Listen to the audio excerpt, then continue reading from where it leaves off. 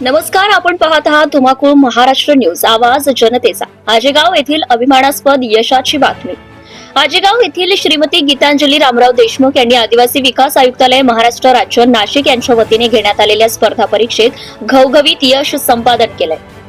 जाहीर झालेल्या अंतिम निकालात त्यांची निवड अनुसूचित जमाती प्रमाणपत्र तपासणी समिती छत्रपती संभाजीनगर या ठिकाणी निम्न श्रेणी लघुलेखक लोअर ग्रेड स्टेनोग्राफर क्लास 2 या पदावर झाली आहे। श्रीमती गीतांजली देशमुख या श्री रामराव व सौ रेखा देशमुख बीड यांच्या कन्या असून डॉक्टर संजय व सौ संगीता देशमुख आजेगाव यांच्या त्या सून आहेत। आपल्या यशाबद्दल बोलताना गीतांजली देशमुख यांनी सांगितले की हे यश सातत्यपूर्ण अभ्यास, योग्य नियोजन आणि कुटुंबियांच्या मार्गदर्शनामुळेच शक्य झाले। त्यांच्या या उल्लेखनीय यशाबद्दल आजेगाव परिसरात आनंदाचे वातावरण असून नागरिक, मित्र परिवार, शिक्षक वर्ग तसेच नातेवाईकांकडून अभिनंदनाचा वर्षाव होत आहे।